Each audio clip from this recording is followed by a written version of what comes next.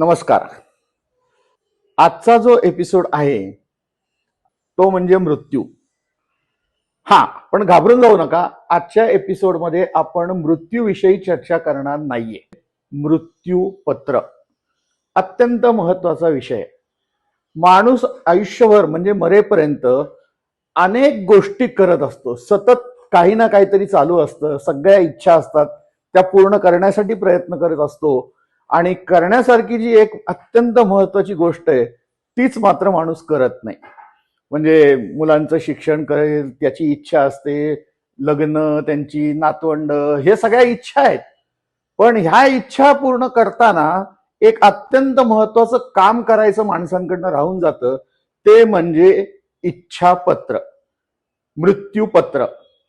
इंग्रजीमध्ये ज्याला विल म्हणतात. आणि आता भारतात सुद्धा पूर्वी मृत्यूपत्र हा शब्द फार प्रचलित होता, पण आता त्याला इच्छापत्र म्हणून संबोधलं जातं.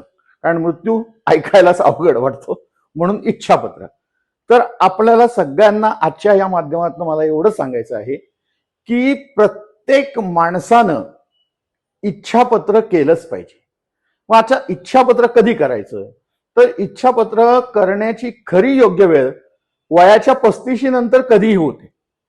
कारण 35 पर्यंत माणूस आर्थिकदृष्ट्या स्थिरावला जातो आणि त्याच्यानंतर मग त्यांनी इच्छापत्र करायलाच पाहिजे. बरं, आर्थिकदृष्ट्या खूप सक्षम होतो अशातला भाग नाहीये, पण काही ना काहीतरी पुंजी त्याच्याकडे असते आणि मग त्या पुंजीच्यासाठी त्याला इच्छापत्र करणं अत्यंत गरजेचं असतं. सगळ्यात महत्वाची गोष्ट म्हणजे इच्छापत्राच्या विषयी बोलताना सर्वात महत्वाची पहिली गोष्ट ही ध्यानात ठेवायची की इच्छापत्र हे फक्त स्वअर्जित संपत्तीच्या बाबतीतच माणूस करू शकतो. वडिलोपार्जित संपत्तीचं इच्छापत्र होत नाही. वडिलोपार्जित संपत्ती मिळण्यासाठी वेगवेगळ्या प्रकारचे कायदे आहेत, त्याच्याशी आपल्याला आत्ता या क्षणी काही घेणं देणं नाही. आपला प्रश्न आहे तो इच्छापत्राचा आहे. आता इच्छापत्र कधी करायचं मी सांगितलं, वयाच्या 35 नंतर कधीही करायचं. बरं, इच्छापत्र एकदा केल्यानंतर ते बदलता येत नाही का? अनेकदा, कितीही वयापर्यंत आणि कितीही वेळा तुम्ही तुमचं इच्छापत्र बदलू शकता. आजची तुमची संपत्ती 10 रुपये असेल, उद्या ती 20 झाली, 40 झाली, मग त्या संपत्तीत वाढ झाली. तुम्हाला हवे ते बदल करण्याचा अधिकार इच्छापत्रामध्ये असतो. मग आता इच्छापत्र करायचं कसं हा सगळ्यात मोठा विषय. आणि इच्छापत्र तयार करताना मनावर येणारं दडपण, पहिली गोष्ट म्हणजे कुठलंही दडपण घेऊ नका. स्वतःच्या मृत्यूच्या नंतर त्या संपत्तीचं काय करायचं या कल्पनेने सुद्धा माणसांना थोडंसं घाबरायला होतं, पण तसं काही गरजेचं नाहीये. मी माझ्या स्वतःचं विल जेव्हा केलं तेव्हा मलाही असं वाटलं होतं की अरे आपण आपल्याच मृत्यूनंतर हे लिहितोय, पण काही नाही, मृत्यूपत्र हे करणं अत्यंत गरजेचं आहे. आजच्या घडीला तर हा अत्यंत गरजेचा विषय झालेला आहे. तर मृत्यूपत्र कसं करायचं? सगळ्यात पहिली गोष्ट म्हणजे तुमची स्वअर्जित जी काही संपत्ती आहे त्या संपत्तीचं पूर्ण विवरण करून ठेवायचं.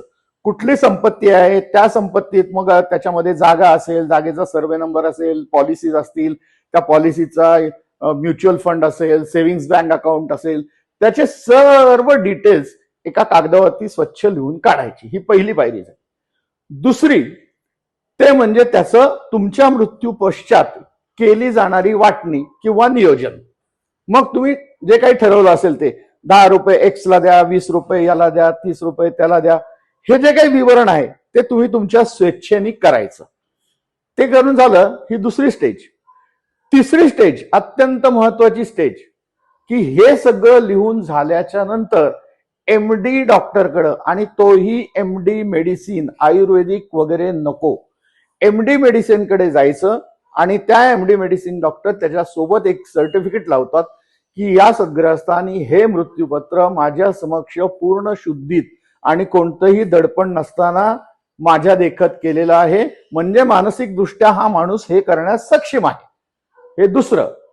त्याच्यानंतरची गोष्ट ती म्हणजे तुम्ही त्याचं रजिस्ट्रेशन करणं अत्यंत आवश्यक आहे.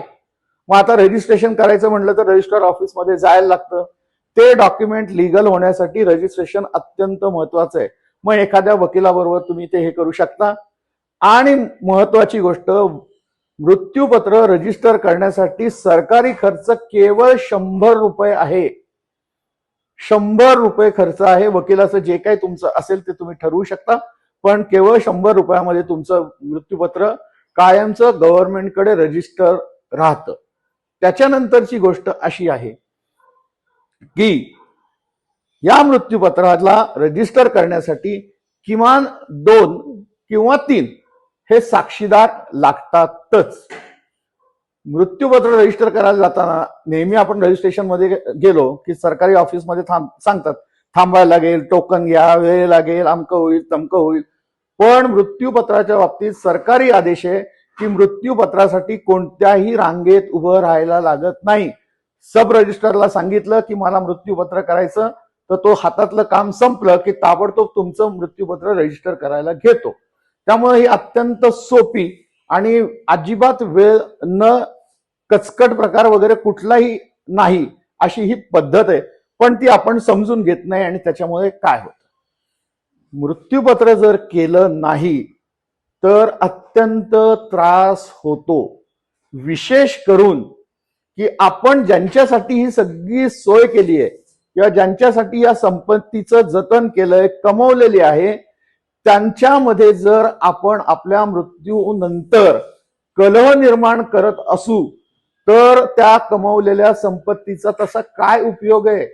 उलट ती संपत्ती त्यांच्या कलहाला कारणीभूत ठरते आणि मग तेच आप्त स्वकीय, मग त्याच्यामध्ये मुलं आली, तुमची पत्नी आली, आई वडील आले, भाऊ बहीण आले, कोणी असेल, पण या सगळ्यांमध्ये असलेल्या नात्यांमध्ये कलह निर्माण होऊन नात्यामध्ये दुरावा वाढण्याची शक्यता असते. मृत्यूपत्र न केल्यामुळे कलह किती वाढतो आणि कोणत्या टोकाला जातो, बापरे बाप. म्हणजे उदाहरण जर सांगायचं झालं तर आपण पेपरमध्ये रोज वाचतो की जमिनीच्या वादावरनं सख्या भावानी सख्या भावाचा खून केला. मग मला सांगा की संपत्ती जो कोणी ती करून गेला असेल त्यांनी जे काही केलं ते चांगल्यासाठी केलं होतं, पण त्याचा परिणाम इतका वाईट झाला. असो, जास्त याविषयी बोलणार नाही कारण उदाहरणं आज नको आहेत, आपल्याला माहिती पण बोलायचं. इतकी वर्ष LIC मध्ये नोकरी केली त्यामुळे आमच्याकडे डेथ क्लेम म्हणजे मृत्यू हा दावा हा कायम येणारा प्रकार असायचा आणि अनेक प्रकारचे कलह मी या माझ्या स्वतःच्या डोळ्यांनी बघितलेले आहेत. आणि म्हणून माझी सगळ्यांना विनंती आहे की मृत्यूपत्र हे करायलाच पाहिजे. आणि मृत्यूपत्र केल्यानंतर ज्या ज्या कोणाला तुम्हाला वाटत असेल त्यांना संपत्तीचं वाटप तुम्ही तुमच्या मार्फत करू शकता. मृत्यूपत्र मी केलं आणि मी केल्यानंतर खरं सांगतो, मृत्यूपत्र केल्यानंतरच माणसाला अतिशय शांत झोप लागते. कारण जी काही संपत्ती जतन करून ठेवलेली आहे ती आपल्या पश्चात तिची विल्हेवाट कशी लागेल ही देखील एक माणसाला चिंता असते. पण एकदा मृत्यूपत्र केलं की माणूस अगदी निश्चिंत होतो. म्हणजे अगदी बोली भाषेत बोलायचं झालं तर कोणत्याही क्षणी मृत्यू आला तरीही त्या मृत्यूला सामोरं जाण्याचं त्याचं धाडस असतं किंवा त्याचं साहस तयार होतं. आणि ही अत्यंत चांगली गोष्ट आहे की मृत्यूपत्र एकदा केलं की माणूस निश्चिंत होतो आणि तो निश्चिंत झाला की त्याला शांत झोप लागते. या चिंतेमुळे अनेकदा अनेक लोकांना चिंताग्रस्त जीवन जगायला लागतं की माझ्या मृत्यूपश्चात काय होणार. आणि खरं सांगू, ज्यांनी ज्यांनी संपत्ती थोडी बहुत जी काय असेल नसेल ती जतन केलेली असेल त्यांनी नक्कीच मृत्यूपत्र किंवा इच्छापत्र केलंच पाहिजे. मृत्यूपत्राचा हा पार्ट 2 एवढ्यासाठीच आपण करतोय. त्याच्या मागे वेगळा हेतू आहे जो अत्यंत महत्वाचा आहे. मृत्यूपत्र हे अत्यंत गोपनीय आहे, त्यामुळे त्या बाबतीतली आवश्यक ती गुप्तता प्रत्येकाने पाळलीच पाहिजे. महत्वाचा आणखीन एक विषय आहे की तो म्हणजे मृत्यूपत्रामध्ये आपण कस्टोडियन की त्या मृत्यूपत्राची अंमलबजावणी कोणी करायची त्या व्यक्तीचं नाव पत्ता लिहून ठेवलेला असला पाहिजे आणि ते मृत्यूपत्र त्याच व्यक्तीकडे असलं पाहिजे. मृत्यूपत्राबद्दल अत्यंत गुप्तता बाळगावी लागते. ज्या मृत्यूपत्रामुळे आपले जे आपण अधिकार दुसऱ्याला देणार आहे म्हणजेच त्यापासून मिळणारे लाभार्थी म्हणजे बेनिफिशरीच्या बाबतीमध्ये अत्यंत महत्वाची काळजी घ्यायची गोष्ट आहे ती म्हणजे जे बेनिफिशरी आहेत त्यांना कधीही कळता कामा नये की आपण या माणसाच्या मृत्यूनंतर याच्या संपत्तीचे इतके इतके हिस्सेदार होणार आहोत. त्यामुळे चुकूनही मृत्यूपत्र केल्यानंतर बेनिफिशरीला ही गोष्ट कळता कामा नये की त्याला काय मिळणार आहे. असं हसून घेण्यासारखा विषय नाहीये, पण असंही काही बाबतीत घडलेलं आहे की जेव्हा बेनिफिशरीला कळलं की या माणसाच्या मृत्यू पश्चात ही संपत्ती आपल्याला मिळणार आहे, मग कित्येक मुलांनी याच्या मृत्यूची वाट बघत किती दिवस बसायचं.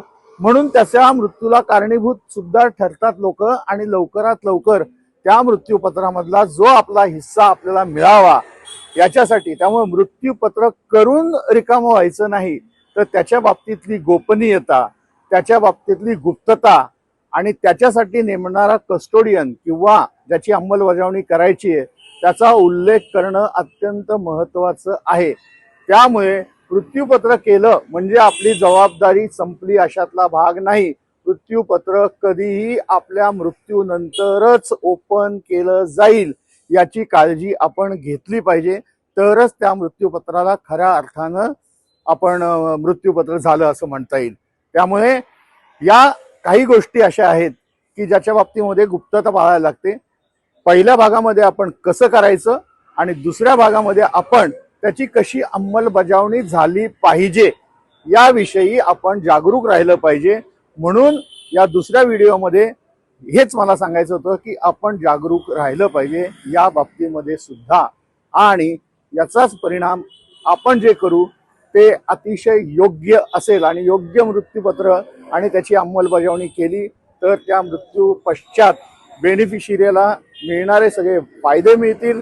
नको ते माणसं, कारण कसं आहे साखरेच्या दाण्याभोवती सगळे गोळा होतात, तसं कोणी गोळाही होऊ शकत नाही, दावाही करू शकत नाही.